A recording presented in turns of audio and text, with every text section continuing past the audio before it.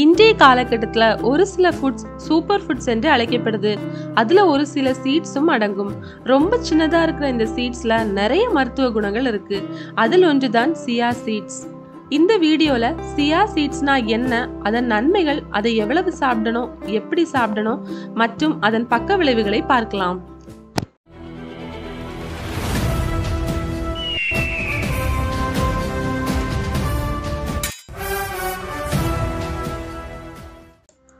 Salvia hispanica என்கிற செடியிலிருந்து தான் சியா விதைகள் கிடைக்கிறது.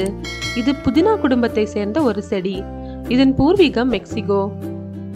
பழங்கால மாயன் மொழியில் இதற்கு பலம் என்று அர்த்தம். இதில் தாராளமான சத்துக்கள் அடங்கியுள்ளதால் இது சூப்பர் ஃபுட் என்றும் அழைக்கப்படுகிறது. அடுத்ததா இதுல என்னென்ன சத்துக்கள் இருக்கு, எவ்வளவு இருக்குன்னு பார்க்கலாம். அடுத்ததா சியா சீட்ஸ் சாப்பிட்றதுனால நமக்கு கிடைக்கக்கூடிய நன்மைகளை பார்க்கலாம்.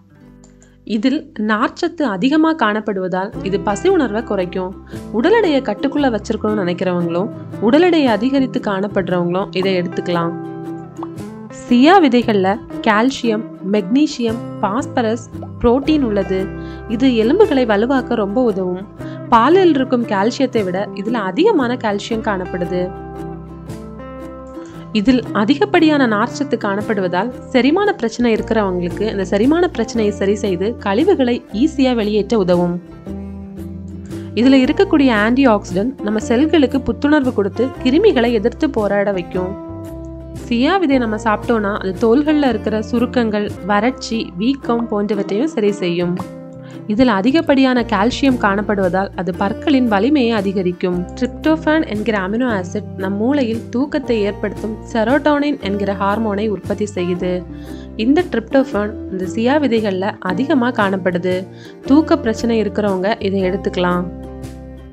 சியா விதைகள் இரத்தத்தில் இருக்கக்கூடிய கொலஸ்ட்ராலின் அளவை குறைத்து இதய நோய்கள் வராம நம்ம பாதுகாக்கும். சியா விதைகளை சாப்பிடும்போது எச்சரிக்கையா கவனிக்க வேண்டிய சில விஷயங்களை பார்க்கலாம்.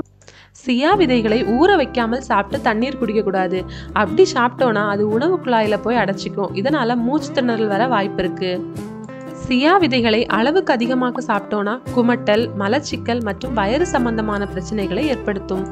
கர்ப்பிணி பெண்கள், பாலூட்டும் தாய்மார்கள், low blood sugar, low blood pressure, அப்புறம் வேற ஏதாவது நோய்களுக்கு நீங்க மெடிசன் எடுத்துட்டு இருந்தீங்கன்னா உங்க மருத்துவரோட ஆலோசனையை பெற்றுட்டு நீங்க சாப்பிடலாம்.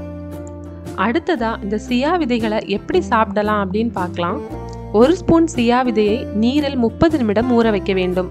பின்பு 1 கப் லேசான வெந்நீரில் ஊற வைத்த சியா விதையை சேர்த்து தேன் கலந்து அருந்தலாம். அடுத்ததா 30 நிமிடம் ஊற வைத்த சியா விதைகளை ஃப்ரூட் ஜூஸ் மற்றும் ஸ்மூத்தீஸில் சேர்த்து சாப்பிடலாம். 1 ஸ்பூன் 30 நிமிடம் ஊற வைத்த சியா விதைகளை ஃப்ரூட் சாலட்ஸ்லையும் தூவி சாப்பிடலாம்.